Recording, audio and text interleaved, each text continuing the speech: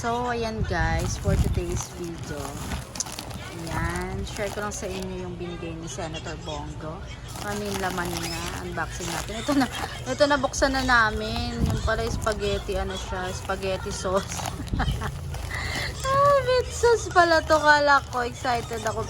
Akala ko, ano to, yung, ano yun, corn beef.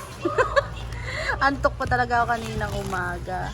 Tapos ayun, merong payless na 4. Yan. 4. Ito, yan.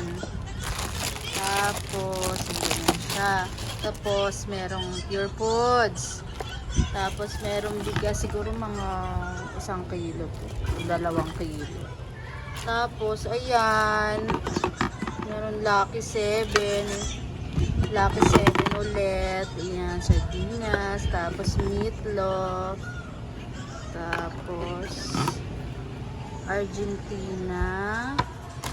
Tapos bingo. Tapos Lucky 7. Wala bang Lucky 8? Tapos timba. Ayan. Tapos ano siya, meron siyang ano din, cash assistance na 1,000 pesos. Pambili raw ng ulam. So, ayun. Ayun guys. Thank you Senator Bongo sa pag-ayuda for today's video. Yan, meron na naman po kaming dilata.